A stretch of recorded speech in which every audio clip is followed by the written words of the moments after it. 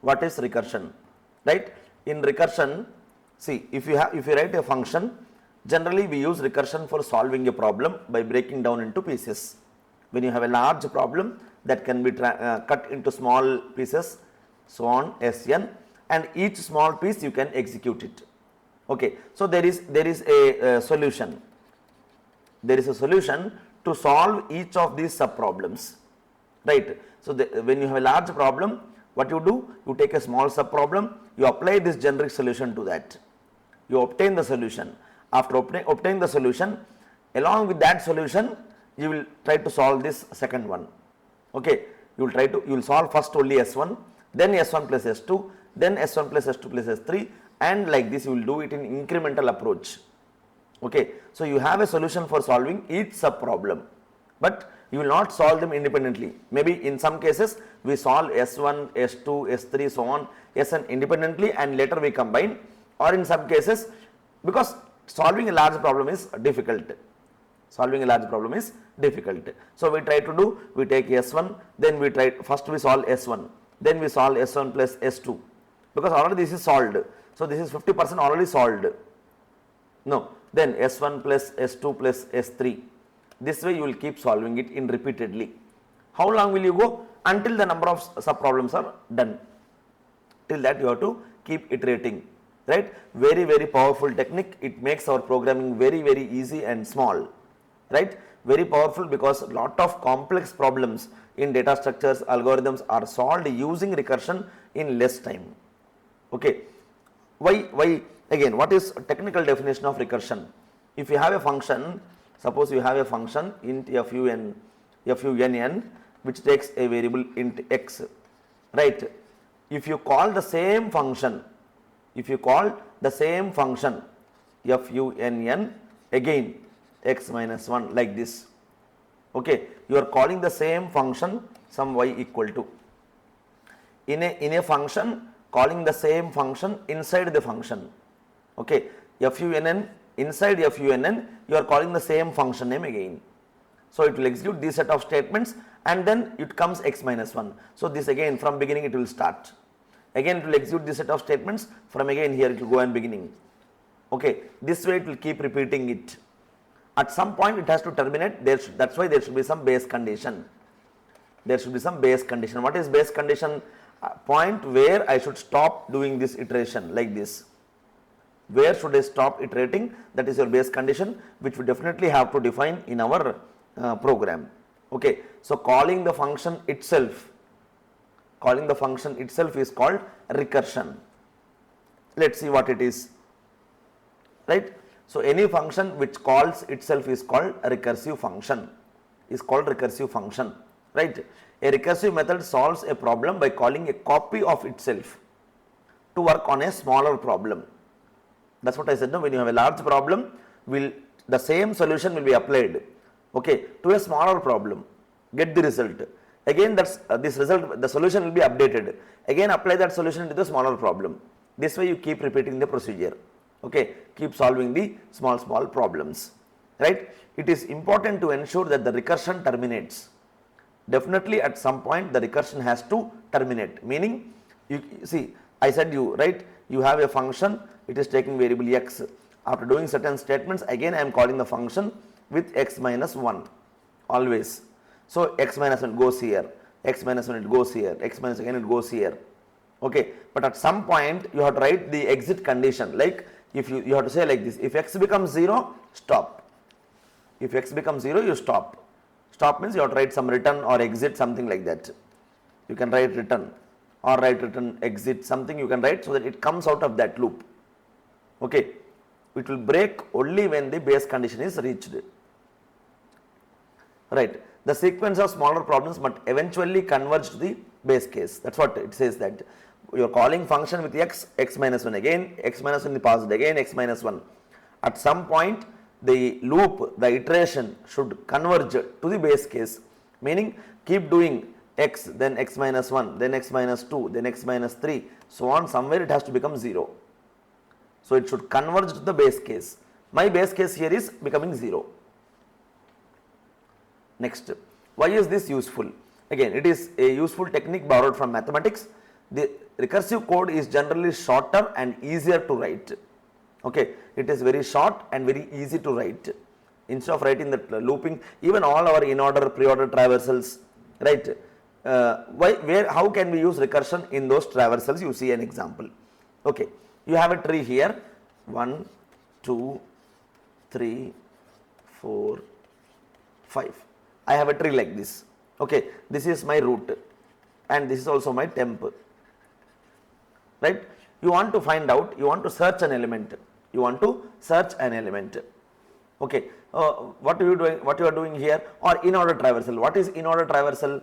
In order traversal means you have to in the in order traversal, it is a root, then it is left, and then it is right. Sorry. In order it is left. Sorry. It is left, then root, and then right. Left, root, right. So what you have to do? Your root is here. Your traversal is in order. So you have to go for the left. So this becomes my left tree. In that again you should go for the left. This becomes my left tree. Right. So you have to print this. Then you have to go for the root. Then you have to come for the right. Again this is over. Left is over. Go for the root. Come for the right. So same logic, that is left, then root, then right, we are following for every node. Right. So this way, doing iteration on this way, right, you have to do it using recursion. How I will see? We will see that when we implement the in order and pre-order using recursions. Right. Generally loops are turned into recursive function when they are compiled or interpreted. Loops are converted into recursion. Right. So recursion is most useful for a task that can be defined in similar subtasks. Okay, similar subtask means I have 1, then 2, 3, 4, 5, 6, 7, again I have 8, 9. Okay, I want to do the in order traversal. So this is your root. Root will be 1. Okay, root is the input for that. Okay, root is the input for that. Right. So this is your root. You are giving that to a function fun. Right. You are giving that to a function fun. Now since the traversal is in order, you have to first go for the left hand side. You have to first go for the left hand side. Right. So if again I will not give root here, we will not touch this. Like in linked list we will use temp always. Same like in linked list we will not use the head pointer, we will be using the temporary pointer. If the temp is equal to null, you will return 0. Okay, base case. Else what you have to do? If temp, maybe I am following the logic of greater than or less than. So I am in order. No, since it is in order, again I will write some condition. If temp's data is less than root, okay, then your temp will become temp is equal to temp next. Instead of writing this, I will simply write fun of temp next, else fun of temp right. Okay, so based on this condition, I will either go to temp next, again calling the same function fun with temp next, temp right, temp left and temp right, else temp right. So same function I am giving input to temp left or temp right. So this, when you write this again, it will go back to the original one. So this is your new value. Again check if it is null, again check the condition, either you go to left or you go to right, again go up, check the condition, again come to left or right. This way you keep repeating it like this. Okay, so recursion is helping us in similar task. What is similar task? Taking the same condition always. Your root is getting updated. Right? What are a few applications of this recursion? There are so many applications. Mainly we solve the merge sort and quick sort using recursion. Recursively we will be calling that. Even binary search, we have Fibonacci series, factorial of a number, traversals in graph, okay, on tree, then Tower of Hanoi problem, divide and conquer algorithms. Everywhere we will be using recursion. Right? In our syllabus we have this Tower of Hanoi and quick sort and merge sort applications. So, we are going to study about quick and merge sort algorithms as well as the Tower of Hanoi problem. Using recursion we are going to do that, right. So, this is an example of recursion. You see, int fact, again factorial of a number finding, int fact int n is the parameter here. If n is equal to 1, return 1, else if n is equal to 0, return 1, base case over, else return n into fact of n minus 1. Let us take a number, let us take factorial 4, n is equal to 4. So, how will your program execute? See, n value is 4. Is 4 equal to 1? No. Is 4 equal to 0? No. Else return 4 into fact of n minus 1 means 3.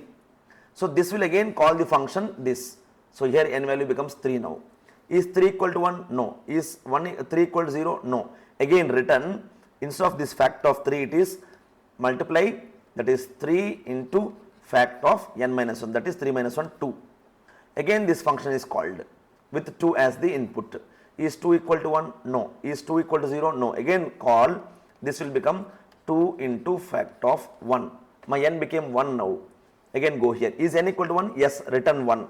So, this value is 1. So, 1 into 2 is 2, 2 into 3 is 6, 6 into 4 is 24. That way we are using recursion to solve the, to give the factorial of a number. Okay. See this, when 4 is given, it is 4 3, then 3 2, then 2 1, then 1. From here you keep multiplying it and you will come back and get the solution. Okay. So, this is one example to demonstrate how we are calling the same function in the given function fact, but with a reduced number, and it should terminate somewhere. That is why I have written some conditions. If n becomes 1 or n becomes 0, I have to stop the process. Till that I have to keep repeating it, right. So, this is an example of recursion. So, we will study about Tower of Hanoi problem in the next session.